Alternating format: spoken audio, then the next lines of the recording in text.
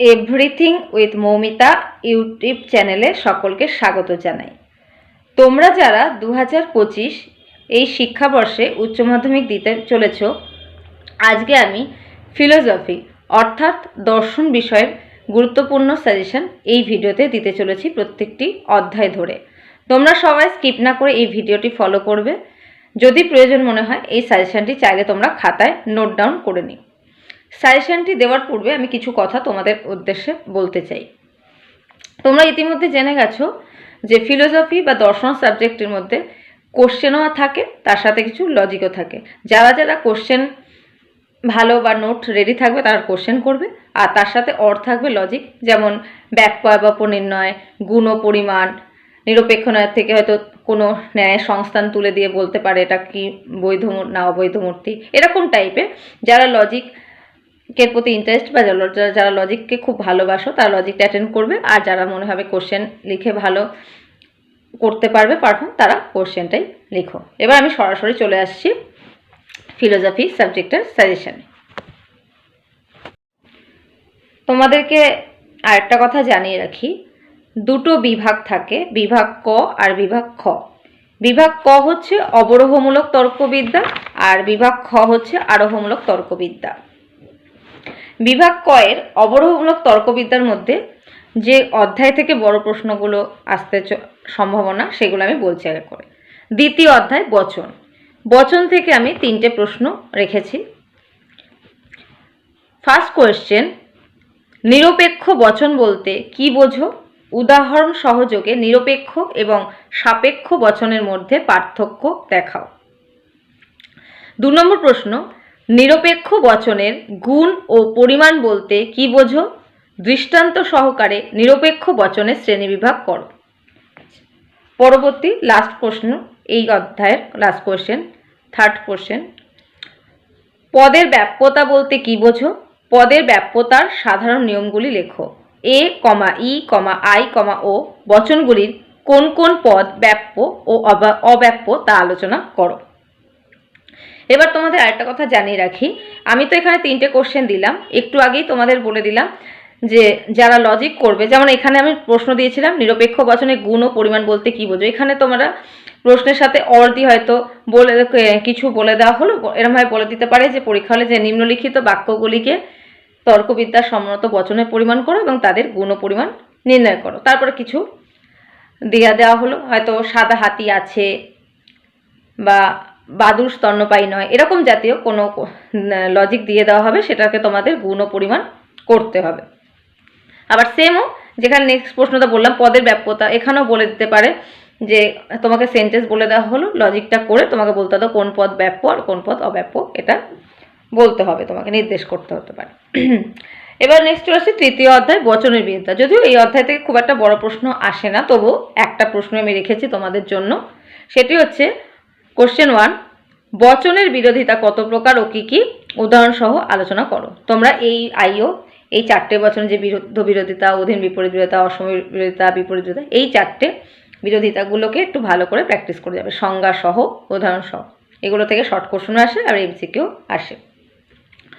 চতুর্থ অধ্যায় হচ্ছে অমাধ্যম অনুমান।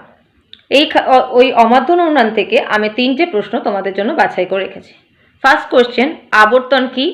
আবর্তনের নিয়মগুলি উদাহরণ সহ লেখো। ও বচনের আবর্তন সম্ভব নয় কেন? কোন ক্ষেত্রে এই বচনের সরল আবর্তন সম্ভব? নেক্সট কোয়েশ্চেন 2, সরল আবর্তন ও সীমিত আবর্তনের মধ্যে পার্থক্য লেখো। কোয়েশ্চেন 3, বিবর্তন কাকে বলে? উদাহরণ সহ বিবর্তনের নিয়মগুলি ব্যাখ্যা করো। বিবর্তনকে অমাধ্যম অনুমান বলা হয় কেন? এখানেও তোমাদের বলে দিই, এখানেও তোমাদের এই প্রশ্নগুলোর সাথে দিয়ে অথবা হিসাবে লজিক থাকতে পারে। হয়তো বলে দিল সেন্টেন্সগুলোতে এটাকে এলএফ করে আবর্তন করো বা বিবর্তন করো বা আবর্তনে বিবর্তন করো। তোমরা একটু লজিকগুলো প্র্যাকটিস করে যাবে। এরপর নেক্সট আমি চলে আসবো পঞ্চম অধ্যায় নিরপেক্ষ ন্যায়।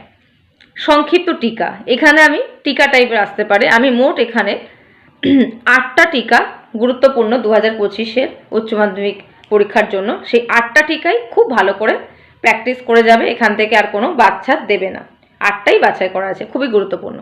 ফার্স্ট টিকাটা রেখেছি যেন নাম্বার 1 অব্যাপ্য হেতু দোষ, নাম্বার 2 অবৈধ সাধ্য দোষ, নাম্বার 3 চতুষ্পদ ঘটিত দোষ। নাম্বার 4 অবৈধ পক্ষ দোষ। নাম্বার 5 নিরপেক্ষ ন্যায়ের সংস্থান। নাম্বার 6 নিরপেক্ষ ন্যায়ের মূর্তি। নাম্বার 7 উভয় আশ্রয় বাক্য নঙর্থকজনিত দোষ। নাম্বার 8 নিরপেক্ষ ন্যায়ের সাধ্য পক্ষ ও হেতুপদের কাজ। এবার চলে আসছি প্রমাণ করো। দুটো রেখেছি, এটা তো দেখে যাও। 2 রোমান 1 দুটি আশ্রয় বাক্য নঙর্থক হলে তা থেকে কোনো বৈধ সিদ্ধান্ত পাওয়া যায় না। নাম্বার 2 দুটি হেতু বাক্য বিশেষ হলে কোনো সিদ্ধান্ত পাওয়া যায় না। বিভাগ খ আরোহমূলক তর্কবিদ্যা, তৃতীয় অধ্যায়। এবার বিভাগ খয়ে চলে আসলাম। কটা শেষ, পাঠ শেষ হলে বিভাগ খ যেটা বলেছিলাম পূর্বেই, আরোহমূলক তর্কবিদ্যা। এখানে তৃতীয় অধ্যায় চতুর্থ অধ্যায়, দুটো অধ্যায় থেকে তোমাদের বড় প্রশ্ন আসে আর মাঝারি টিকা একটা আসে চতুর্থ অধ্যায়। তৃতীয় অধ্যায় হচ্ছে মিলের পরীক্ষণমূলক পদ্ধতি। এই বছরের জন্য আমি 3টে পদ্ধতি তোমাদের জন্য বাছাই করে রেখেছি, তোমরা খুব ভালো করে প্র্যাকটিস করে যাবে। কোশ্চেন 1 উদাহরণ সহ মিলের অন্যই পদ্ধতিটি ব্যাখ্যা করো।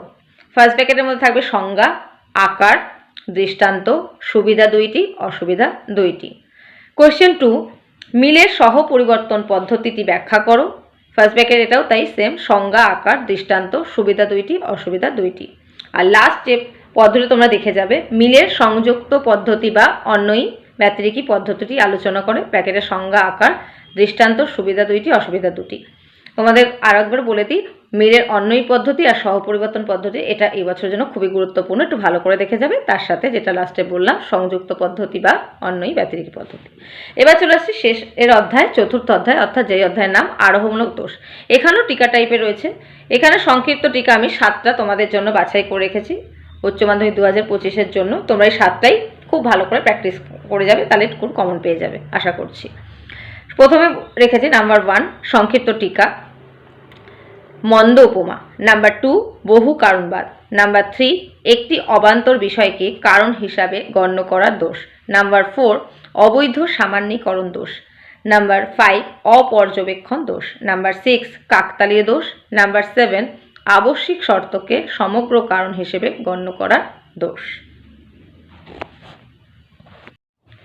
আমার স্নেহের প্রিয় ছাত্রছাত্রীরা, এতক্ষণ ধরে আমি 2025 এই শিক্ষাবর্ষে তোমাদের সকলের সামনে দ্বাদশ শ্রেণীর কি তুলে ধরলাম, দর্শন অর্থাৎ ফিলোসফি সাবজেক্টের সাজেশন তুলে ধরলাম। তোমরা এই সাজেশনটি বেশি করে শেয়ার করে দিও তোমাদের বন্ধু বান্ধবদের মধ্যে, যাদের এই সাজেশনটি পেলে তারা উপকৃত হয়। চ্যানেলে নতুন হলে চ্যানেলটিকে সাবস্ক্রাইব করে নোটিফিকেশান অল করে দিও। ভিডিওটি যদি তোমার সত্যি প্রয়োজনে কাজে লাগে বা উপকারে কাজে লাগে তাহলে এটা ভালোবেসে লাইক করে আমাকে সাপোর্ট করো।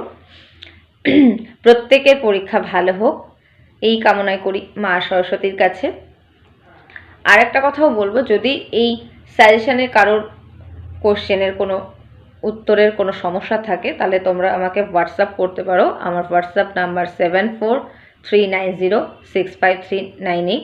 আমার বাড়ির ব্যাচ নৈহাটি প্রফুল্ল সেন গার্লস হাই স্কুলের পাশে, এখানেও তোমরা কন্ট্যাক্ট করে নিতে পারো। তোমরা সবাই ভালো থেকো, সুস্থ থেকো। ভিডিওটি দেখার জন্য আমার তরফ থেকে অসংখ্য অসংখ্য ধন্যবাদ।